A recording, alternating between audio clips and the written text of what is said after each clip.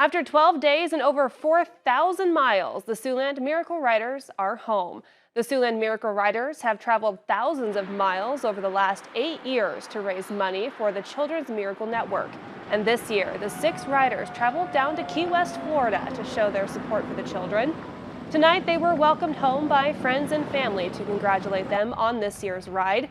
Now, one rider who has been there since the start shared why he's been there year after year. Favorite part for me is always seeing the kids on the ride. So we always have toys, either whether they be little poppers or teddy bears or something. It's always the kids. So you get kind of into a parking lot, all these kids are looking like, oh my gosh, where are all these bikes and who are all these people? And we're like, do you want a teddy bear? And they're like, what? Yeah, I want a teddy bear or a popper, you know? So it's always kind of just interacting with the kids and the family. Now this year, the Miracle Riders raised $47,700 of their $51,000 goal.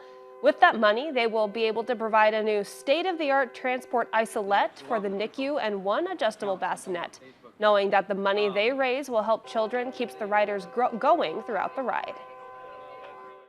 This is a hard ride. It's not always easy. There's sunny days, there's rainy days, there's cold days, and there's really hot days. Some days we have mechanical breakdowns on the side of the road. But at the end of the day, it's just such a great feeling to know that the money that we raise from the donors and the sponsors that help us buy this equipment and the services to get Siouxland children home to their families as soon as they can. Now in total, the Siouxland Miracle Riders have raised over $300,000 to go toward Unity Point Health St. Luke's Children's Miracle Network. For more information about their ride or where you can donate to their cause, you can find it in this story right now on our website, ktiv.com.